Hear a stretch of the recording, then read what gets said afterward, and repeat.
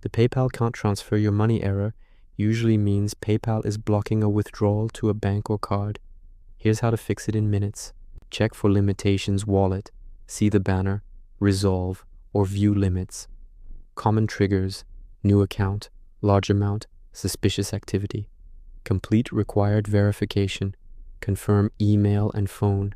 Add and confirm bank or card, micro deposits, or instant via Plaid. Upload ID, driver's license, passport, plus proof of address if asked. Remove the limitation settings, account limitations. Click Resolve. Next to the restriction, follow steps, usually upload ID or answer security questions. Takes 5 to 72 hours. Quick workarounds while waiting. Transfer to a different linked bank, chalk card. Send money to a trusted friend. They send back.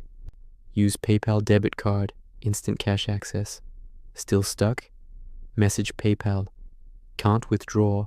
Live chat or call 1-888-221-1161 USA. Agents remove most holds in less than 10 minutes.